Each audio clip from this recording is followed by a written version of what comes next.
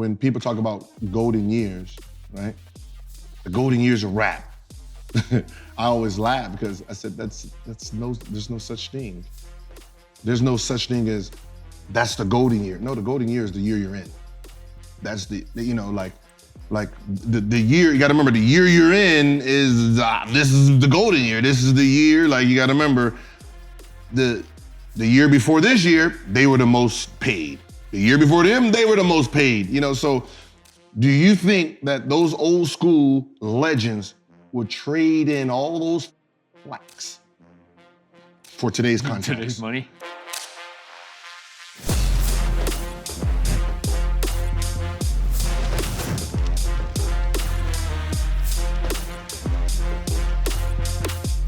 Welcome to No Chill with Gilbert Arenas. I'm Mike Botticello. He is Gilbert Arenas. So Gil, we gotta rewind this one up. Okay. Today's episode came off a phone conversation / debate / argument, really that you led, about greatness and relevance. Uh-huh. And I'm gonna say you're an old school guy that loves the new school. I'm an old school guy that loves evolution. Mm-hmm. So you always take the side of the young wave. Yes. Mm-hmm. You have to, because it's the only wave that really matters at that moment in time. But I'm saying, I'm gonna be the champion for the old school, because I'm saying you gotta pay attention to history. If you forget about it, you won't learn from it. You gotta learn from history to move things forward. Don't detach yourself from history. You're quick to do that. That's an opinion. Like that's a saying that you need to know your history to. No, you don't. You don't need to know your history to be able to succeed in this life or in this sport or career. Okay, let me say this. You can go watch film of how guys did it. Okay, I saw something there and learn from it. Bring it to the modern game. That happens all the time. So what you're saying is, I would have been a better player if I watched tape on like Bob Cousy. Maybe not because he only dribbled with one hand. I'm just saying, because that's what you're saying, that I'm supposed to, like the skills that I'm developing from what I'm watching now, you're saying if I'd have just went back in time a little bit more to watch Bob Cousy, I could have been a better player. No, what I'm saying is I know for a fact you watch film on guys that were older than you, and you studied them and took things away from them, right? And I know for a fact you're getting older now. Mm-hmm. So young kids should be watching you. No, see, that's the mistake, right? That's not how evolution works. I didn't watch older players. I watched the relevant players that was in then, right? You with me? Mm-hmm. I didn't go back and say, all right, I'm not gonna watch Penny Hardaway, Kenny Smith and all of these guys.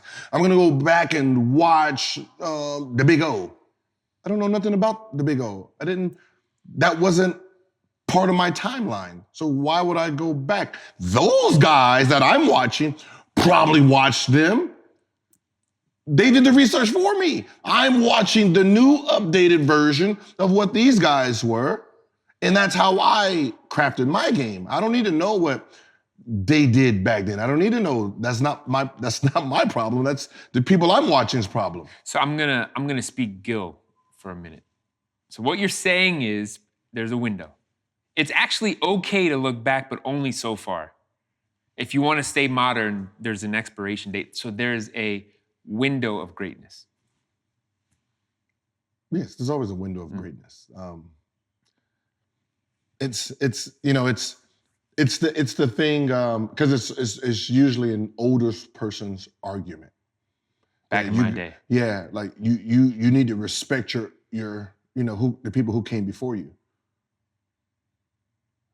And for a young person's, to their credit, who are you? Let's be real. Who are you? Respect your elders. Yes, but who are you? When my TV turned on, like, 80, I gotta remember 80s and 70s and 60s, those players, when my TV turned on and I started liking basketball, it was 95 and 6. Penny Hardaway, Michael Jordan. I knew who Larry Bird and Magic Johnson was from my dad watching them. Mm-hmm. When I got into oh my God, I like this sport. This is what I want to do. I'm watching from there on. What do I need to go backwards for to learn the information? These guys who are playing, these 25, 27, 28, 29, they learned it by watching that group. That group learned it by watching that group. So I don't need to go back and see how they were doing layups and hook shots and what is Pistol Pete looking like there. No, I got Jason Williams right here. I got White Chocolate. White Chocolate is showing me what he learned from watching those guys. So I don't really need to know who Pistol Pete's a legacy and, unfortunately, but I don't need to know those guys' resume. That's not part of my timeline. That's not part of my information. That's the reality of it. Well, where this came from, what you're saying is nobody really cares about the old guys. It's all about the youth, in which I understand that because that's the only way you're going to move forward and that's where the future is. Okay. But how does that actually happen? So we're in that window, right? We talked about the window of greatness. Mm-hmm.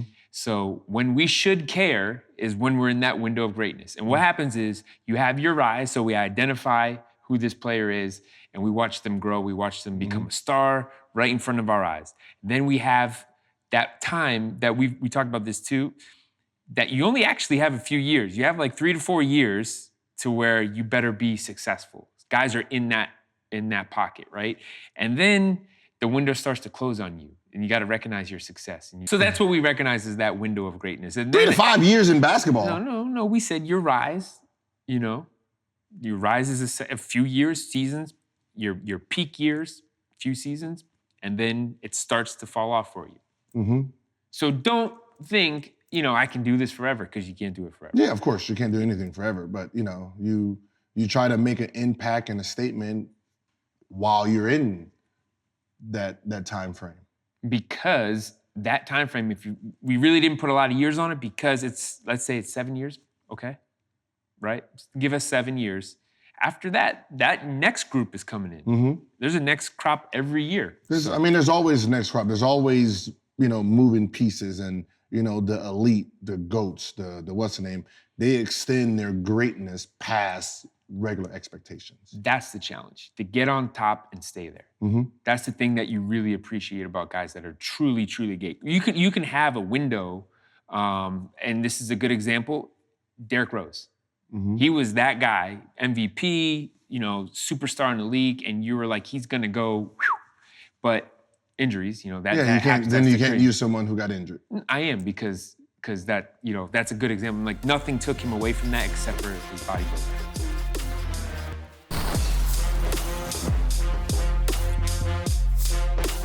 If you can adapt, you can survive.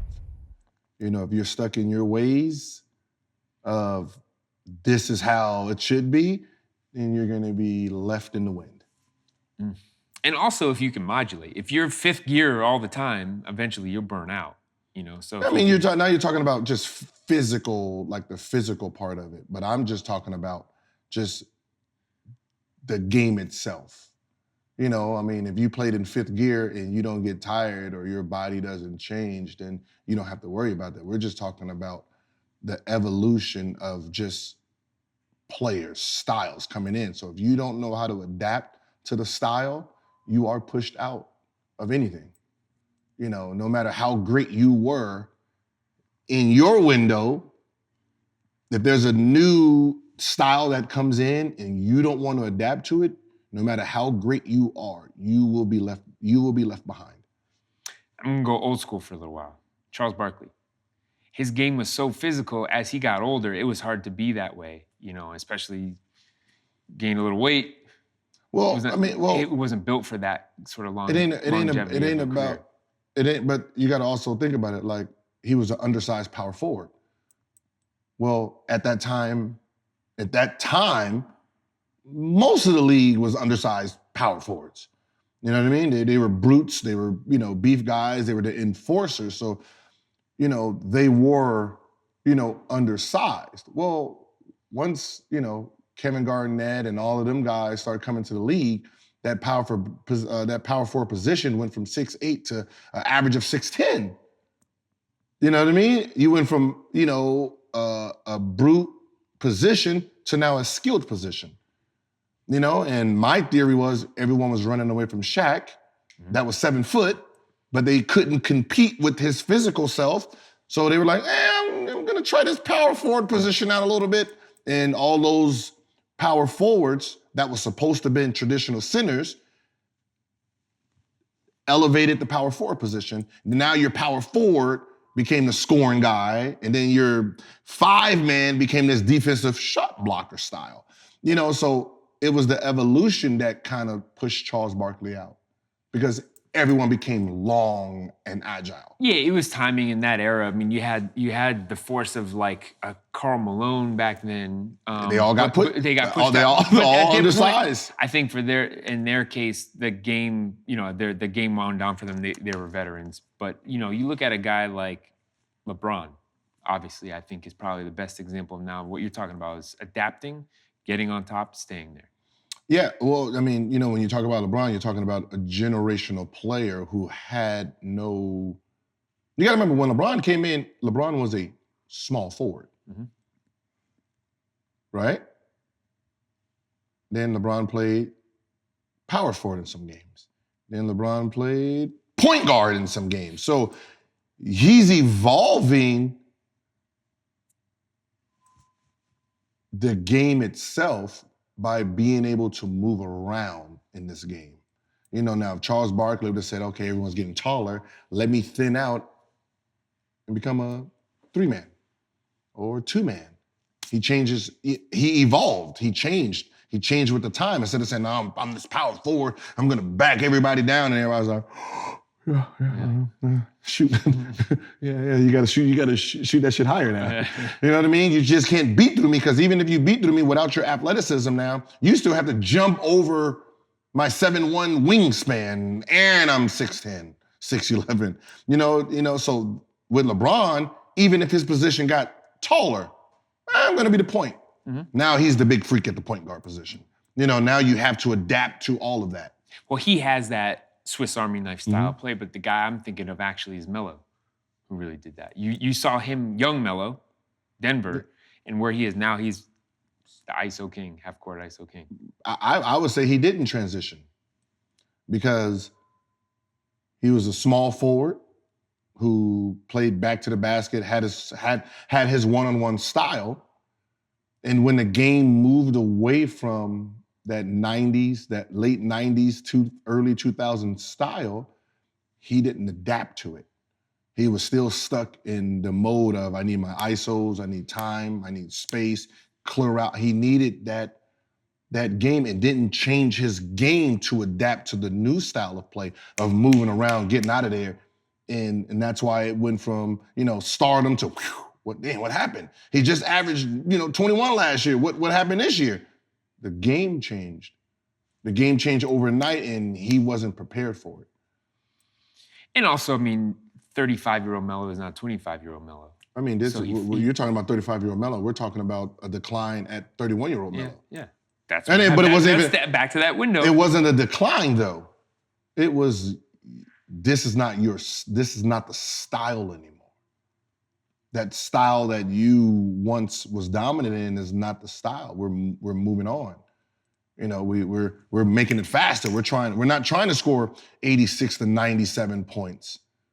We're trying to push 120. So you got to either shoot it or get off the ball. We don't have time for the clear space anymore. And that's what ended up happening with Melo. It wasn't that he was declining. It was that the style moved and he wasn't ready for it. Not ready. He didn't prepare for it. Now, how about this? The other key component to it is star power.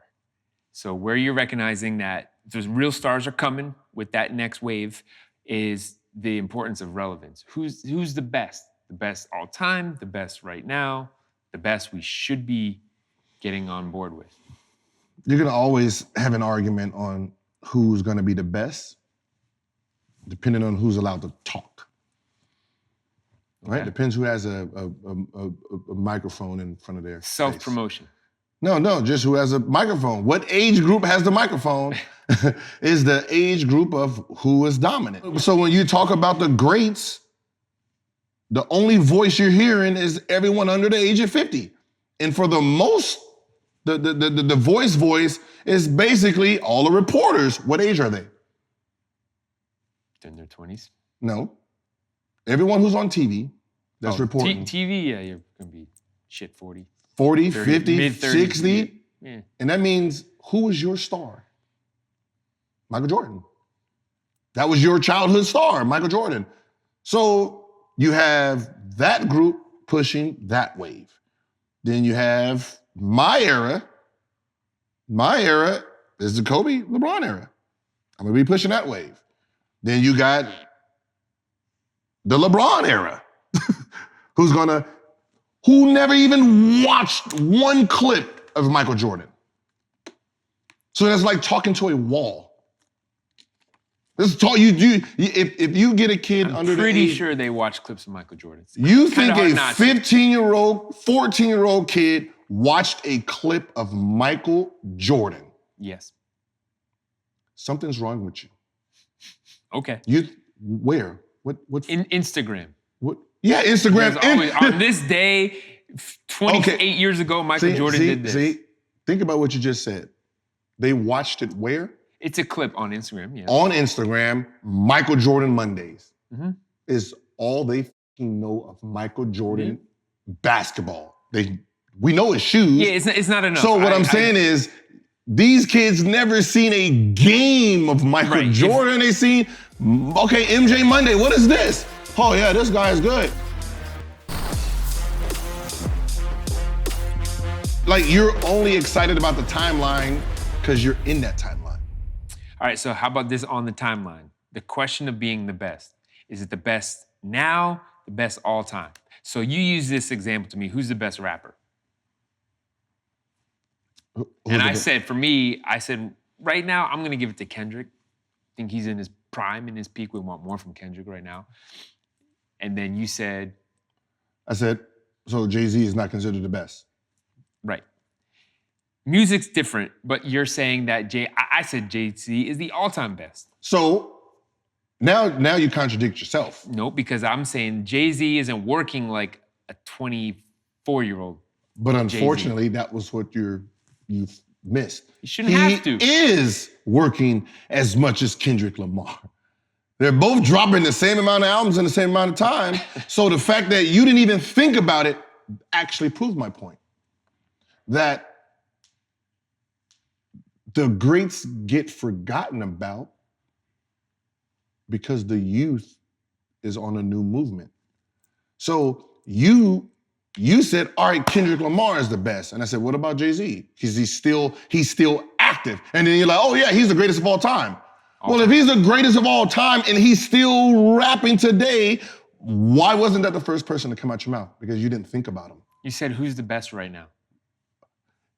Again, if he's the best all time and he is actually still rapping, that means he's still making music today, then he actually is the best rapper, according to you. But why didn't he pop in your brain? Because I know he's not active like that. That's all I'm going to say there. He just made 444. 444 was 4 years ago? 3 years ago. When was Damn? 4 years ago. Well, Kendrick they might be the same year. No. The Black Panther soundtrack. Damn came out 4 years ago. 444 came out 3 years ago. So between your argument, Hove is more relevant. Kendrick will put out more albums in years to come than Jay-Z will in years to come. That's my prediction. But you said, it's actually neither. It's the young wave. No. Because I said who's the best Because your thing was the greatest. And I'm like, well, the greatest means nothing if the timeline is past. The greatest to me is that, and it can be sports, and it can, because I do believe that, like the GOAT thing everybody throws, it's like that Mount Rushmore. Mhm. These are the dudes. You want to get up there, you want to be in that class. But so it's Jay-Z, it's Biggie, it's Tupac, that category, right? Yeah, depending on who you ask. Right. But you're now, saying, if you ask Drake's era, Drake should be up there. Probably would. Older guy's like, no. A younger guy, that Mount Rushmore is a whole different list. So you're saying the best versus the greatest, but the best, you're saying it's younger. The best versus relevant is different.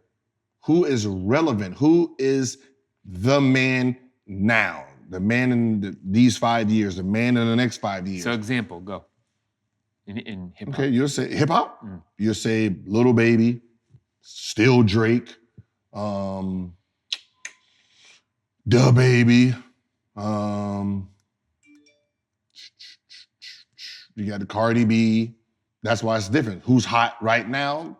Who's popping? Who's the greatest? Well, yeah, you can say, oh yeah, Jay-Z's the greatest. But if Jay-Z drop an album at the same time Little Baby drop an album, who's selling more? Now it's how much more is he going to be selling?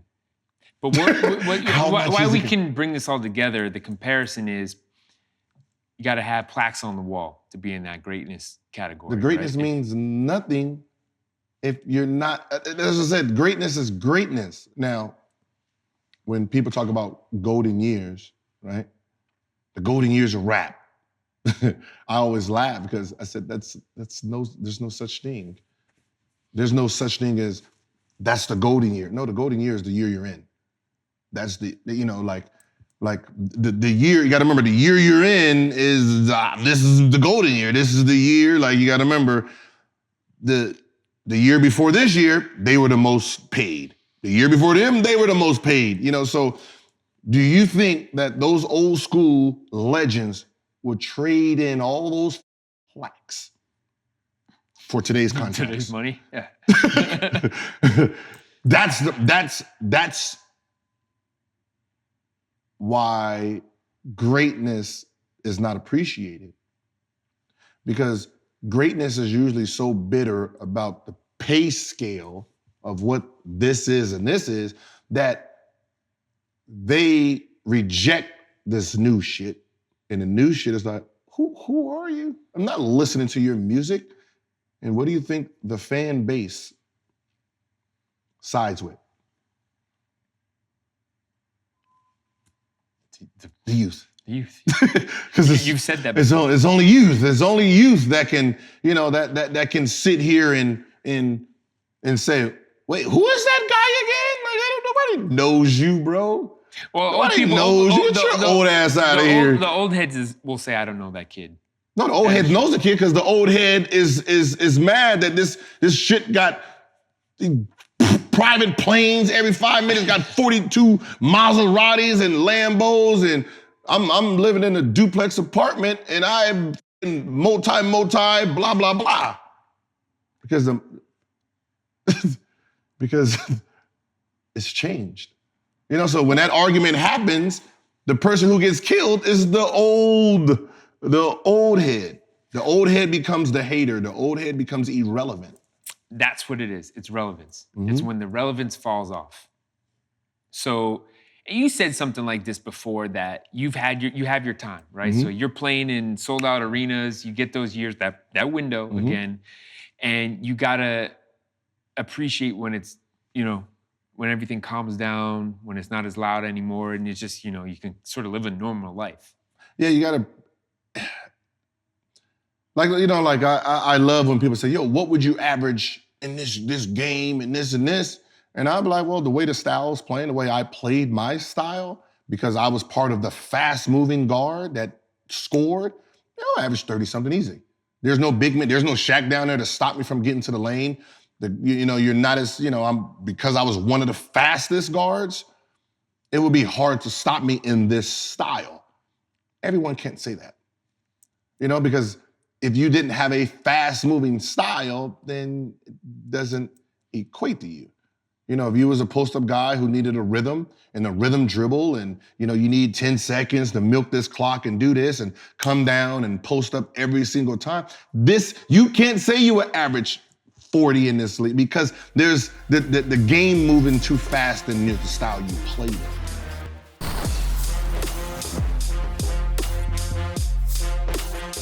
You got to say, I had my time. I did what I did then. I'm going to hang my hat on that. And I'm cool. If you're always trying to fight like, oh, back in my day, we did this, or if I played now, I'd average 50. I mean, what's the point of that? It's arguments. That's what people do. When people talk about who was better, the '92 team or the this and this team, and then you always say, what rules? what rules? What rules are we playing under? Are we playing under Rock'em Sock'em Robot style rules? And you know what I mean? If so, you're gonna have to really let this group adjust to prison basketball. If you're trying to play this style, then this new style, then these 92 guys, they can't keep up because they don't have the equipment. They don't have the tools. They don't have the skill set to compete with these crossovers and step backs, and they don't have, so it's really a pointless argument. And that's why when back in the day when it was like, Dennis Rodman, they would have killed a 6'7", 210-pound guy, wouldn't be stopping LeBron James. Let it go. You wouldn't. He's a point guard. You were great at defending people who's back to the basket. He's going downhill. There's your strength, your brute strength has no bearing on downhill guards. Just like, the defensive guards back in the day, you get the hand check. Well, the hand check worked because the guard wasn't score. He was a setup guy. So he's sitting there with his back to the basket trying to, get this offense to get it to the big man down low. So it's easy to just, hand check a guy who's not moving anywhere. But then all it takes is a guy that's going to say, you know what? I'm going to actually take this upon myself. I am going to square up. That's where the crossover came. Yeah, but like I said, so evolution, like the defense of that defender, that hand check, all went out the window when Allen Iverson came into the game. Yeah, but to prove that point is that's what happens. It just takes that one guy that has something that now, we couldn't guard the crossover. Yep. And all these guys That's came what through. evolution changes. Evolution changes the way, the game is played, the way it's moved. So, when you sit and say all the players are soft and they couldn't last in my era, it's false. It's a false statement. You're looking at the game from rules and adapting to it. If we're just gonna say, all right, let's put the physical aspect into it. You're a 210 power forward. This is a 265 point guard, small forward. I'm just gonna, throw my money on a guy who's 265 with a 44-inch vertical, and I don't think you're gonna stop him because your height and weight is Klay Thompson. Klay Thompson is about 6'7", 6'8", 210. Yeah, I'm gonna say, I don't think you can stop anybody that's coming downhill in your position unless you was a guard. I don't think with Dennis Rodman you're gonna stay in front of Greek the Freak. I don't know what you're gonna do with that. But we can play your fantasy out and think you're gonna just do what you're gonna do. Like that's like no. To prove that point, why is the use most relevant? Because it's here now. Doing what? Playing, living. It's their era. So if there's any evolution of the game that's happening, it's by them. Yeah, it's not. No, the evolution is by the people that's in it. Playing in the moment. It, yeah. So, if it's coming to music and everybody's like, I don't like the mumble rap. The question is this. Who are you again? who are you? You did an album. You're like Cool in the Gang back then. Yeah, then. You did an album back in 19, and this is the funny part. You did an album in 2002? Who is this guy? You know what I mean? And that's what happens. That's what happens. You're not even talking about decades of generations. Because you got to remember, there's always one guy who changes the evolution of anything. So the music that we have now was inspired by one person, Lil Wayne. Red cup, drinking, the tone, the raspy. Mm-hmm. We didn't hear what he was saying most of the time. You know, the wheezy voice. And the next wave took it. I like it. That's my guy. Added a little style to it. And then some younger players, people, looked at them and said, oh, I'm going to take that from him. They don't know Lil Wayne style. They know the guy who took it from Lil Wayne style. And then they're going to add theirs and they're going to add theirs and they're going to add. And then the GOAT of it all is get out of here. Well, what's the common thread? Retire already. The common thread there is influences. One influences the other. And that's what I'm saying. So this guy doesn't need to pay homage to Lil Wayne because he doesn't even technically know nothing about Lil Wayne's music in a sense.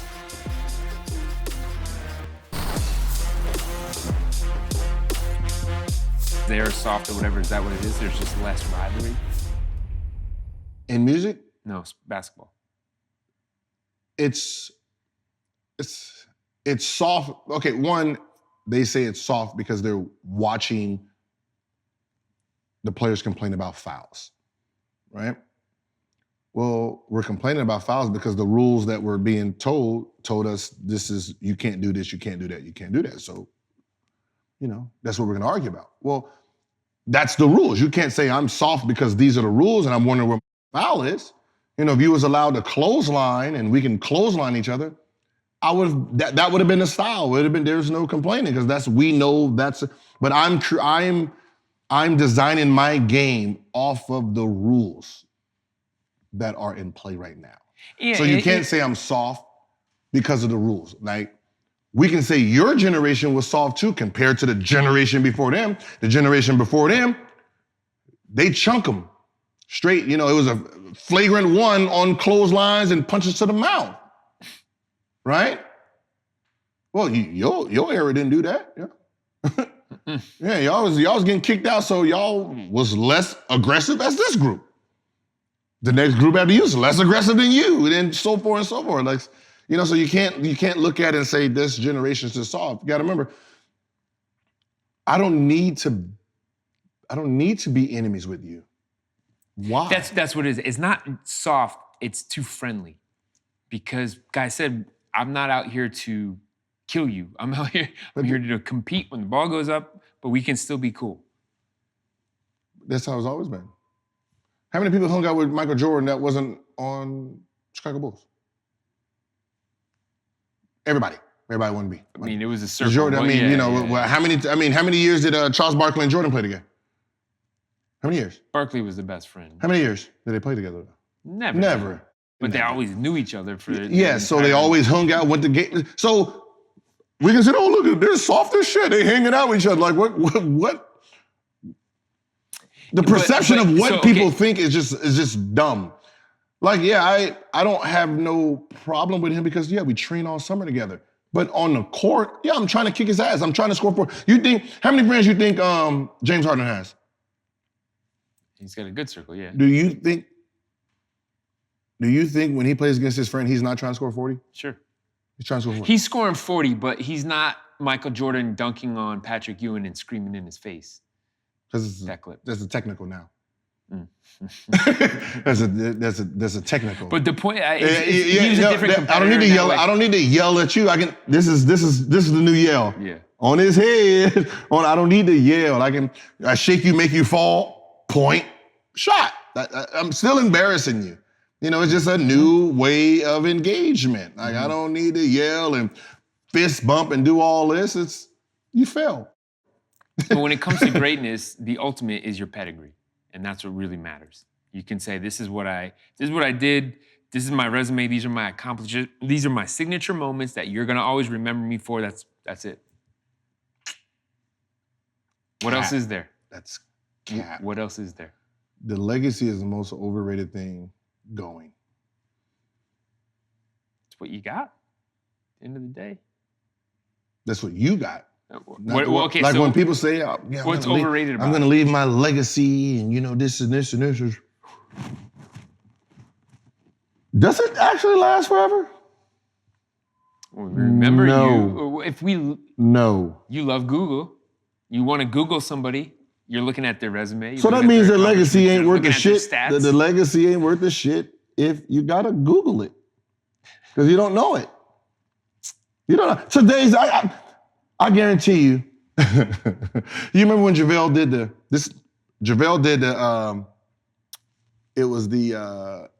he was asking his teammates question. And he was like, who sung this song? And we got it all wrong. One of the songs was Destiny Child. They didn't know who this is the 19, 20-year-old kid, didn't know who Destiny Child was. Right? What's Destiny Child's legacy? They made great music. He don't know it. So the legacy is only this this fictitious thing. No, it's actually fake. What we're fake. Saying. It's how you stay relevant. But what I'm saying is it's a fake thing. Like, do you think, like Draymond Green just said he's the best defensive player of all time, right? In his mind,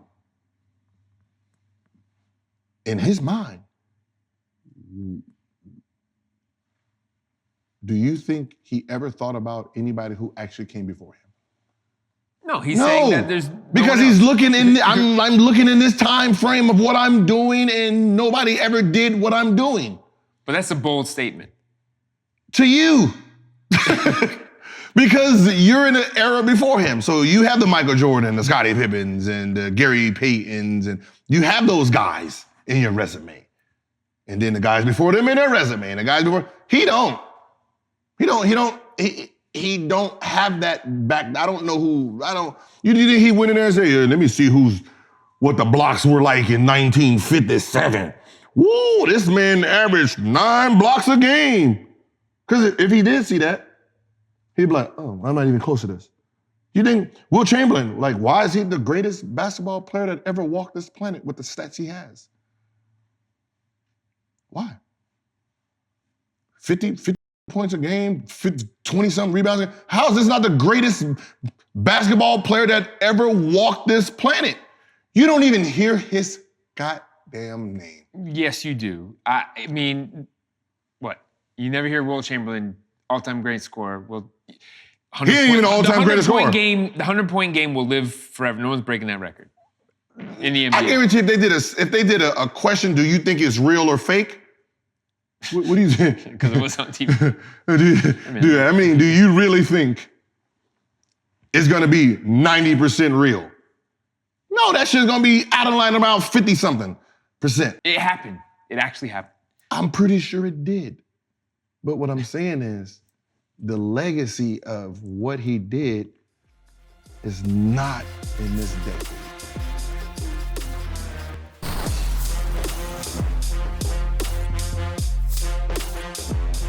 All right, let's do this. So for Ask Agent Zero, I'm gonna ask you to make some predictions. So you're a new school guy, right? New wave guy, that's you. What will this new wave do different that will surprise people? I mean, like, a player being a billion-dollar player, that's gonna happen. There's gonna be a guy who, within the next few years, gonna be in basketball, have 500 million. In football, it's probably sign $1 billion. Everything evolves. So, it's designed to improve. Nothing stays the same. Nothing goes backwards. So, is there going to be more NBA teams? I'm pretty sure they try to bring in 2 more teams somewhere, because the league is, I'm pretty sure there'll be, at some point, teams overseas. Because once that happens, then the contract's real, because if you have a team in Spain, team in Italy, and all, actually NBA professional teams, it will change how that contract, and that's when there'd be billion-dollar players. So is all this attention on the young wave, like this overtime league that's getting broadcast and paid, is that gonna stay, or is it gonna all come back to the NBA still gonna own it? You still have the G League, like that's where all the attention will be, and then it goes international, like you say, add more teams there. When it comes to the youth, you try to, there's always rules that handicaps, so. I made a post about the WNBA. If someone would have said 10, 12 years ago, what would the WNBA game be? The game would have been fast forwarded so far. Oh, there'd be $1 million players, and there'll be girls, making $2 million a year.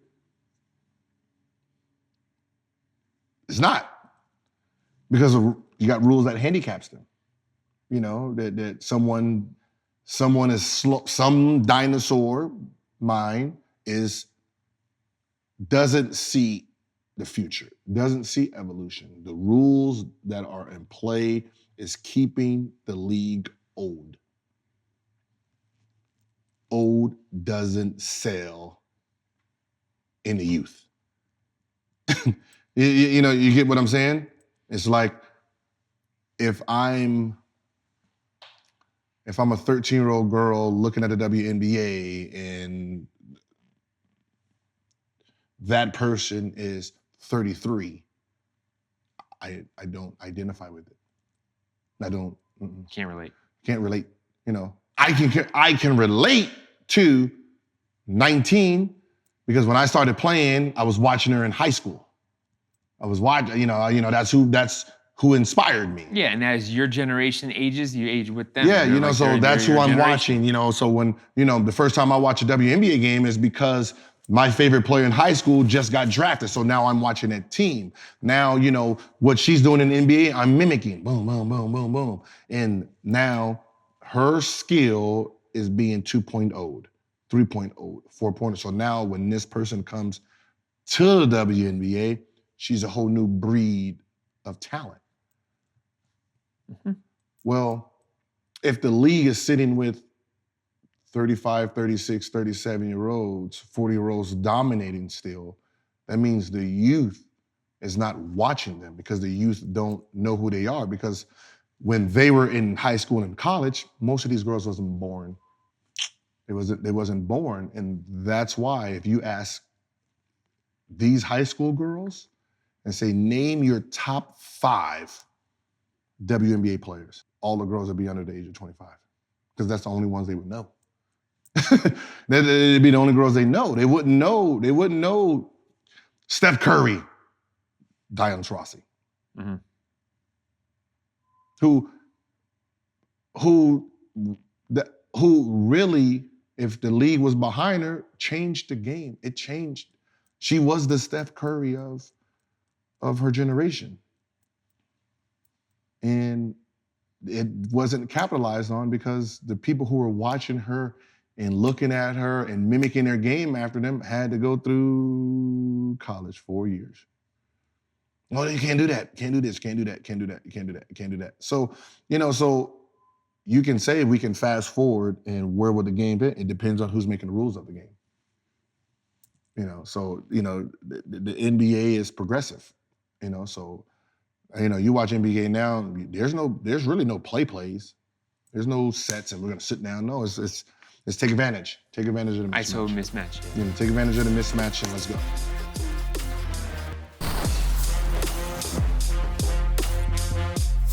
And that's the key to it, to stay relevant, to stay engaged, to stay great, is to embrace the youth. That's what we're saying here today. The youth is the future. Obviously. So is that really where the game is going to be? The older guys are going to get phased out. Careers will be shorter, and the younger, faster, bigger, stronger, more prepared and skilled that are coming in will be coming in and taking over. No, it's still you still have to be. The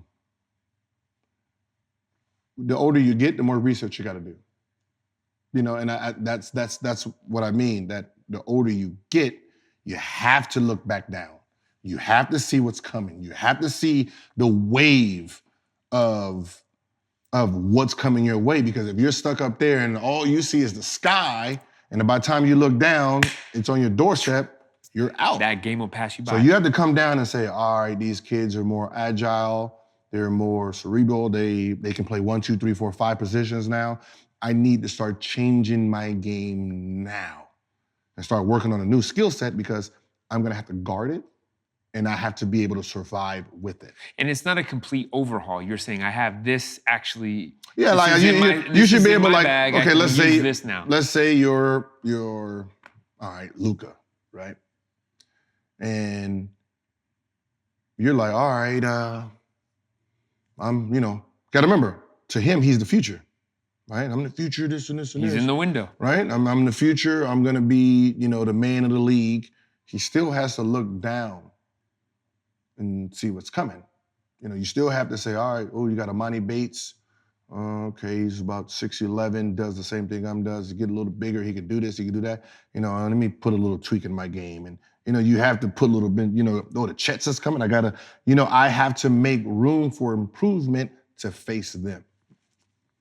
If you don't do it, you're sitting there guarding Trae Young and he keeps throwing the ball between your legs and you're like, what the hell is this? And you wonder why a kid on a rookie year can come in and bop your best player, because he didn't see it coming. He didn't see him in high school throwing it between 5 defenders playing around. He didn't see that. He didn't see it. He didn't watch the kid do that, knowing that this kid is coming. And when he comes, if you're not ready for him, you're gonna be sitting there on a highlight. So you have to be able to, like, jump out of yourself and go back down. You have to go down. You have to see what's coming, what's being manufactured. You gotta. If you don't, you're gonna get caught and get lost. There it is. Adapt or die. Mm-hmm. Adapt or die. Well, that's what happens. So, all right. Well, we figured out how to be great and how to stay relevant is the key to being great. Key to being great and key to staying great.